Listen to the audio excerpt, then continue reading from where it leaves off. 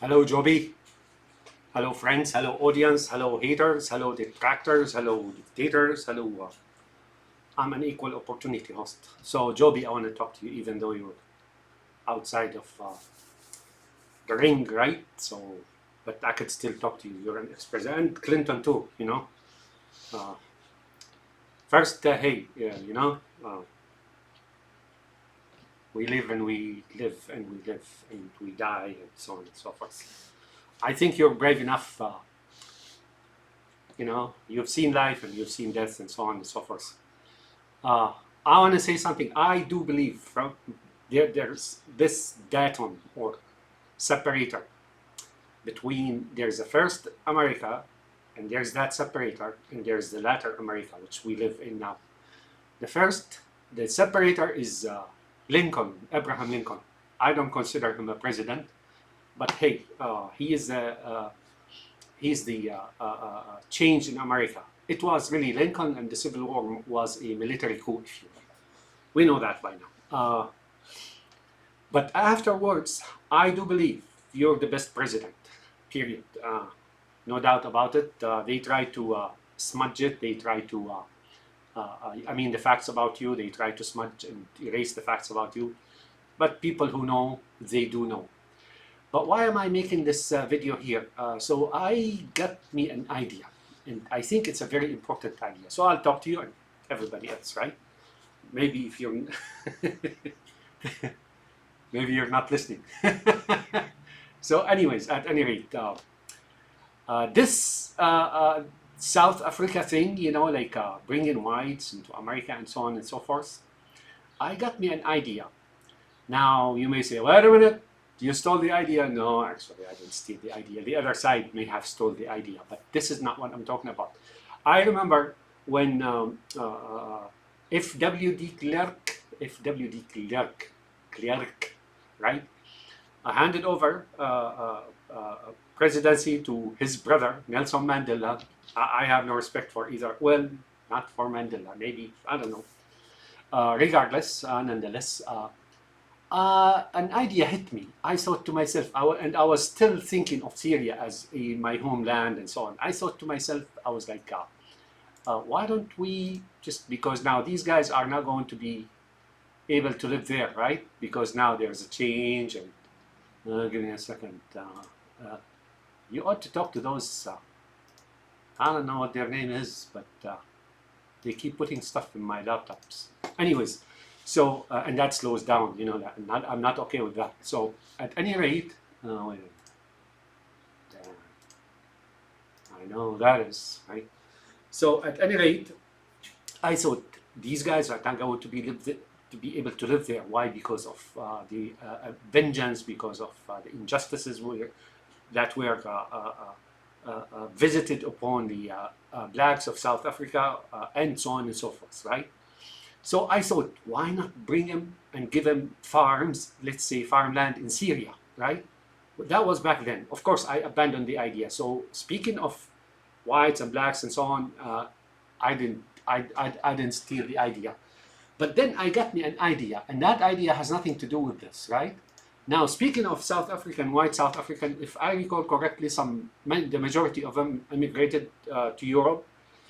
But then later, some 800,000 went back. Why? Because you can't take the boy out of the country, but you cannot take the country out of the boy, no matter where you grow up and your relationships, right? Those relatives of you, growing. It's a group thing, right? They just couldn't, they just came back home, right? Because that's where they were. A lot of what's happening is exaggerated, right? Blacks. There was some murders and so on, but I don't think. I think there's a lot of exaggeration on that, right? On behalf of the blacks and so on and so forth. But here's where it hit me. And that idea disappeared. And when I heard about refugees from South Africa, I laughed because I thought of the same thing myself years back, right? It's not racism, it's benign racism, let's put it this way. So you prevent bloodshed and so on. But South Africa turns out to be a bastion of who, that little state, but virtually large in the Middle East, right? And they use it for many things, right? Resources, you name it, all that kind of things. Refuge for some that retire and they don't want to appear on the horizon and spies, whatnot, who I'm talking about, right? Well, you've been north of that state yourself at one point on those Shuf Mountain, right? With that guy, the Druze guy. So I'm going to put a song for you that is relevant to that at the end of this video. But the idea that hit me, I was watching the other day, and we all heard and saw on TV, watched on TV that, the escape in Louisiana or New Orleans, I think, the escape of those inmates, right? And JoBi, yeah, they're criminals and all, and I don't know, man. I mean, but to me, I'm looking at them. Some of them are, very young. Maybe in their teens and 20s. But then I thought about it, and I know a little bit about that. The vast majority of inmates and prisoners and so on in American jails are African American. How disproportionate is that? Is that because of their nature? No, it's because how they live. It's because they're unprivileged and so on and so forth. But then it hit me, those prisons of America are in fact outside of the prison. You go to an African American neighborhood, and I talked to you about that before. I said, when did you last visit an African American neighborhood? During the election, when you went and visited this African American family and ate lunch with them or something of the sort. You drive there and it's mind-boggling. It's a jail. Those African American neighborhoods are prisons. They get milk or whatever it is, and now food stamps for those single mothers. I think this guy wants to deprive them of even the last thing that keeps them alive, right? And it doesn't cost, if he stops, if the US government or regime, right, if they stop subsidizing like 1% of the subsidies they give to certain one man, they will take care of all these African American neighborhoods without any problem. That's how disproportionate and privileged and unprivileged this country is. It's beyond, one cannot fathom how much injustice is done here. But then back to our subject. Then it hit me. Why not take those inmates, right? Whether it's in Louisiana or anywhere else in the United States, and give them the choice. You want to relocate to Africa, any country in Africa, and then you can, of course, talk to those regimes, those dictators and whatnot in Africa. Maybe they will accept them. This way, they won't be in jail anymore. Why? Because they were innocent and guilty at the same time. Innocent is because they were pressured psychologically and mentally and environmentally that it forced them to do so and so, right? Two, give me a second, man, who's in his A's and whatnot, they keep putting that stuff in my computer. All right, so as you can see, JoBi, now this is not just an idea. It happened in Europe as well. Do you know how some European countries, like I think Norway or Sweden, and probably Germany, I don't know, they're offering some money for refugees to go back home, like 30,000 euros or something of the sort. You just go home, right? And you cannot come back. Hey, how about talking to some governments or regimes in Africa, maybe South Africa? And then whoever wants to leave jail, or even in the hoods, those young guys, those older guys who have no jobs, heck, even whites have a problem finding a job now. The jobs are reserved on certain, Lebanese neighbors and stuff, whatnot. Right? And they get subsidized, and the story, right? That's why America is in debt, right? 30 plus $30 trillion. Guess where did that go? To fatten some leeches. A leech is born every minute. 1,000 leeches born every minute, and to fatten those super billionaires, right? And that's why those guys. I hate this. Give me a second. All right, that's better, right? So maybe those governments will accept those people if willingly these people or inmates or this unprivileged people here in the US want to relocate, so the US government can subsidize like a small apartment or something, or whatever money, and they can send them there, and guess what, they will blend in. Now you may wonder about the fact that some Africans are migrating across the Sahara Desert to come to Europe. because these guys don't even have a house to live in anymore, you know. And if they do, it's like shabby towns. And I heard and I read and I saw a video about this very small island in somewhere in south, in the Horn of Africa, in a country in the Horn of Africa, that has like very very small island. You know, like here it's probably a luxury summer house for somebody, right? Uh, uh, uh, or one of those dictators in the Middle East can buy like 1,000 island and so on, and their people are starving, right? That 2,000 people live in there, and you know every house is like I don't know, 10 by 10, 20 by 20. So maybe you can give them a head start, subsidize some money, or at least like locally speaking, you know, keep giving them every month, you know, whatever it costs to live. I don't know, in some countries like $100 a month or 200 or something, until they strike roots, right? And they stay there instead of them filling the jails of the United States. I heard that some judges just basically don't put people in jail because jails and prisons are crowded, overcrowded.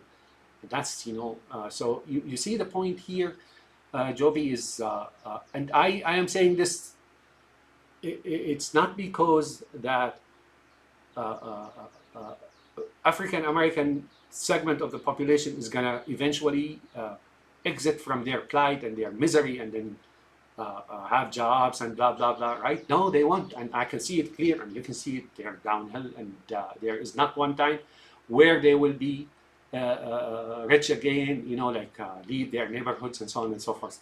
You know, I put a tweet the other day that goes like this.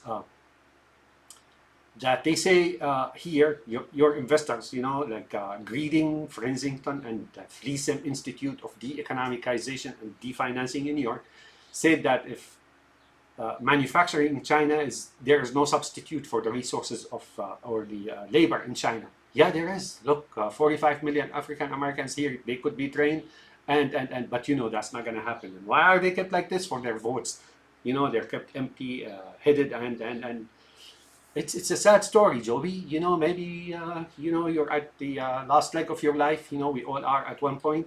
Maybe that's something you can talk about, you and Bill Clinton and so on. I don't know, man. I mean, Al Gore talking about climate, and he's right about that. But maybe he can join in and speak about that. You know, like maybe those people in African American neighborhood, young guys, older guys, and maybe they want to relocate. You know, they don't want to be here anymore. So they could be subsidized, you know, initial payment, and then afterwards for about a year or two, you know, like whatever it costs to live in that country. Take, for example, you know, maybe in some countries in Africa, $100 a month, $200, you know, and if you add all that up, it won't cost, it's like far less than what somebody who's a failure, right, with his projects and so on, gets subsidies for. You see what I'm saying about JoBi? I mean, I think I made the point here.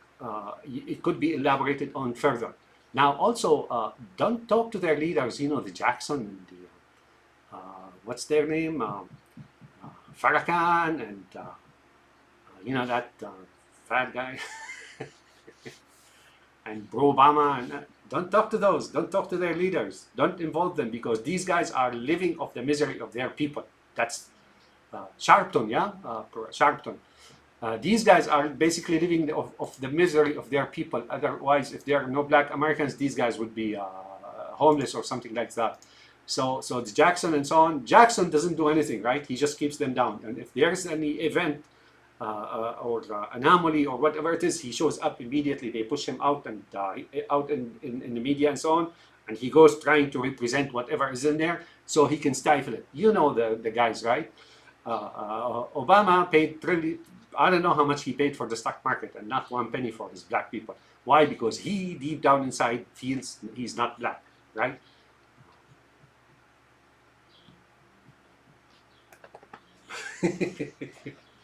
So anyways, you know, I am not in English, you know, I can elaborate on the point, but I'm not eloquent. I don't have eloquence in my speech, you know, like that deep English and so on and so forth. I do know the Arabic, you know, that's like the origin of all languages, including your English. But hey, JoBi, I don't know, man. Those young guys, you know, I was laughing because they said it's too easy. I mean, how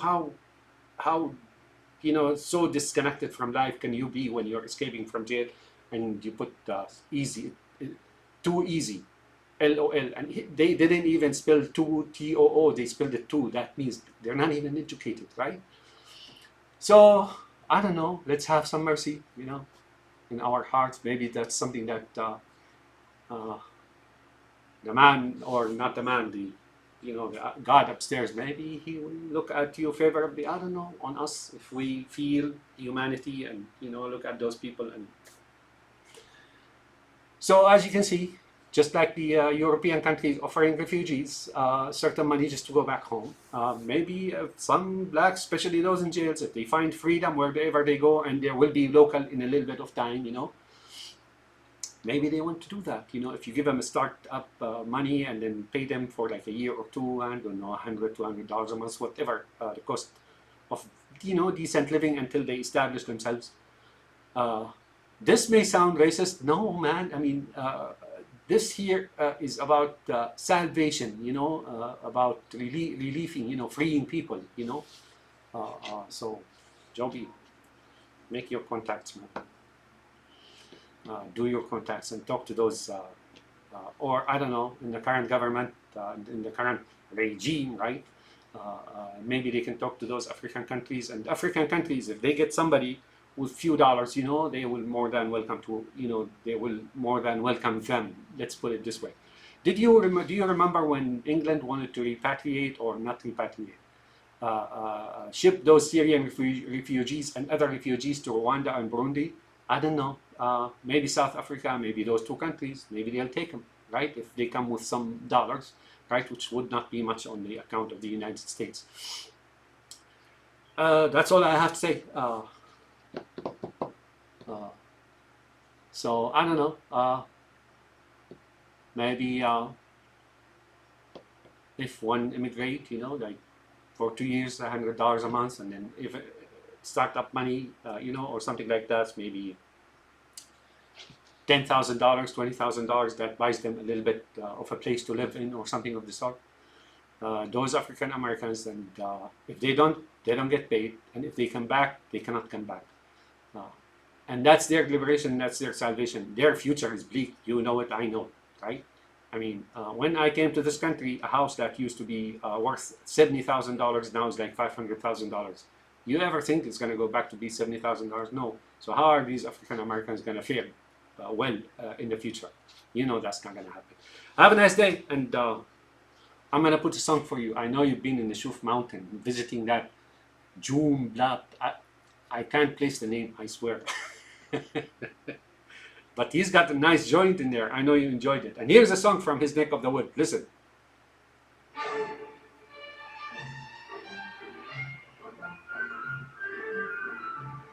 He's a Jewish guy from Lebanon, wearing blue and stuff, and brimmed hat.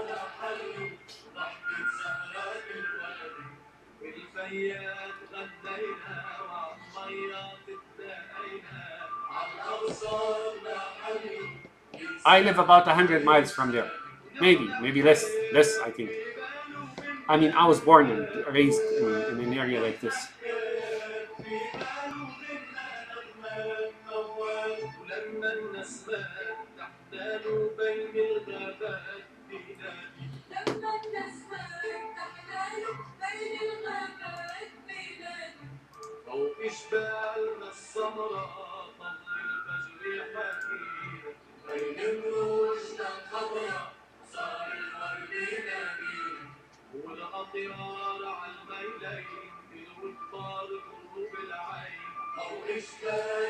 All right, JoBi, have a nice day. And you know what? It's a great point. I kid you not, by Allah, those enough those guys living like this, like animals in their neighborhoods and their jails, those big jails.